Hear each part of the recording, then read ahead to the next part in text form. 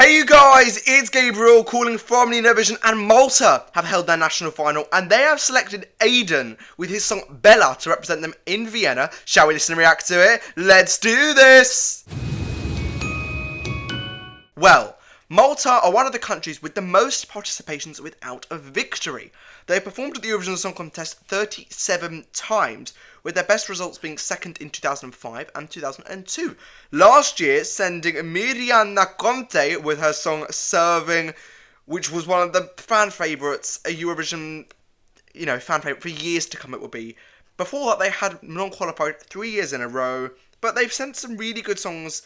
Despite that, if we look at Loop Sera Bonici, Je me casse, and they've done good songs all in general. All of My Love by Destiny in 2020, which didn't get to compete, I think possibly could have won the contest. But they had a national final, MESC 2026, and it was won by AIDAN with Bella, which was the favourite to win. There was 18 songs in a semi-final. The best 12 went through. That was, I think, just based on jury and a bit of public, actually.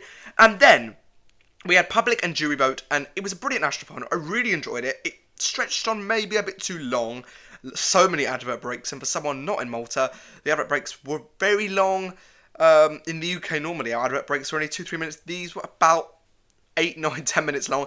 Patience was required, but AIDAN won the jury vote quite convincingly. He got 113 out of a possible 120 points, 12 points from 9 of the 10 jurors. He didn't win the public vote. That went to Matt Black with his song Eya Leia Udeya Lahan, if I've been pronounced that correctly. But in the end, AIDAN scraped through by 15 points with his 283 over Matt Black's 268. Now, let's talk a bit about AIDAN himself. So, he is the most current high-profile artist in Malta. So he's born in 1999, so he's in his mid-20s, and he has had a lot of shows recently. Well, first of all, he's always wanted to be in Eurovision. He's participated in the national final a couple of times. I think he came second in 2022, I believe. But he has always wanted to participate in Eurovision, and he's had massive shows, like record-breaking amounts of attendance in Malta, and this is a big thing for Malta to send AIDAN to Eurovision. He's known for pop hits such as Ritmu, which came second in MESC 2022. He was also disqualified from the national selection in 2023. But he's come back, he's got revenge 3 years later, and he is representing Malta at the Eurovision Song Contest 2026 with his song Bella. So, after being a jury favourite, I can't even get this in my ear, after being a jury favourite and coming second in the public, also being the favourite to win the competition overall, let's listen to AIDAN with Bella hitting play. Here we go. Can this possibly bring Malta their first victory at the Eurovision Song Contest? Whoa, this is really gripping start. The crowd, you can hear them, they're really involved. Bella by AIDAN. I love AIDAN, like, he's got such a distinct look, like he's got such an identity that you just know it's AIDAN when you see him. Very cowboy look, in a way.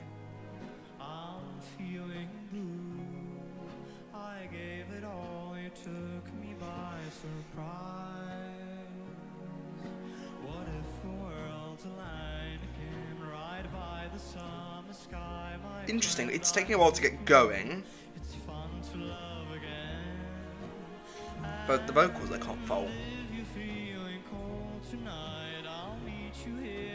A minute in already. Here we go. Wait, getting something here. Here's the Italian. And here's the Maltese. So I think it's in Italian, English, and Maltese, but barely Italian. We haven't seen Maltese Eurovision for ages, if not like I can remember in many years. This is very romantic, and this is so sweet.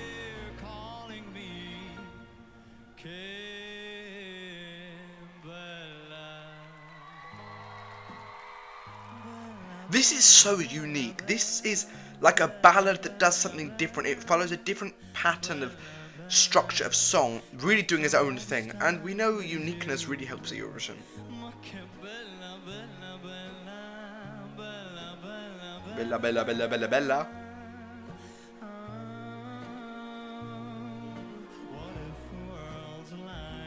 I love this. I can understand why people wouldn't like this.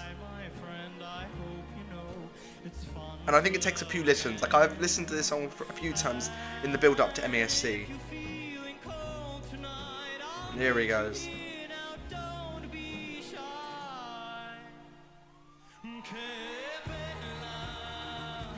It's beautiful. It is really beautiful.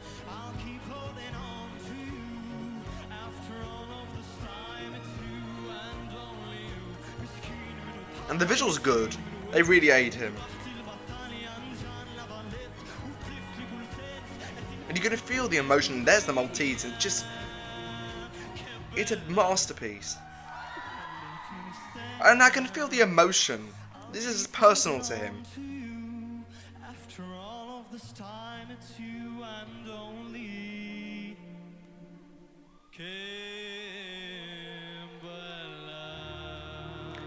I'm like, there is something so different and so unique about this. It just feels unsong-like in a way that it just is just fantastic. I absolutely cannot fault AIDAN here. There is something so unique about this, something that I cannot describe. It just keeps you gripped for 3 minutes, yet it just is so... It doesn't have many ups or lows, it's just so gripping throughout, which is quite rare. Let's read the lyrics. So it's in English and Maltese. So, hello my friend, is it the end? I don't recall the time you said goodbye. Hello my friend, I'm feeling blue. I gave it all. You took me by surprise. What if our worlds align again? Right by the summer sky, my friend. I hope you know it's fun to love again. And if you're feeling cold tonight, I'll meet you here. Now don't be shy. Yeah, well, I think this is really about someone that he was with, or he's lost, and maybe there's a chance they could reunite. Yeah, so following the pattern of love, and AIDAN, it just sings with such passion, such emotion. I'm such a fan of this song. I think it's fantastic, odds-wise. Malta are now 12th in the odds. Obviously, it's hard to tell at this stage about anything, really, but Malta, Malta, Malta. Can they bring... The trophy maybe is a bit optimistic, but will the juries... First of all, AIDAN is performing in semi-final number 2 in the second half. Will juries want to vote for this when there are going to be power ballads in these semi-finals, and there are going to be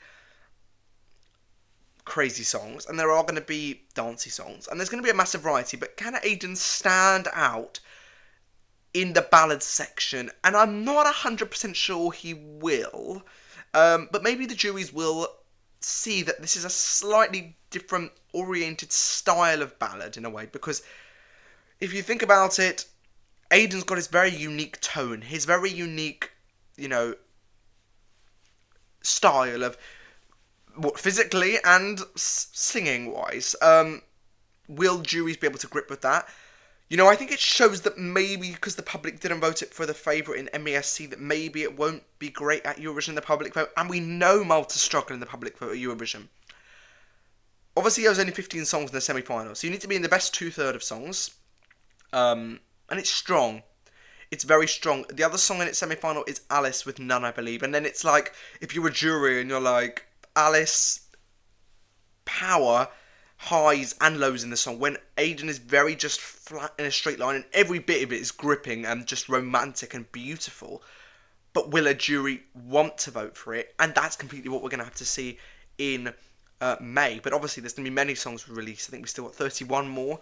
So we could go into the semi-finals and it could be second, third, fourth favourite, or even first to get through. Or it could be really borderline, or even possibly in the non-qualification positions. You let me know down below. Do you think AIDAN is going to bring home Malta's best finish? Could it reach on the podium? Could it take the victory potentially?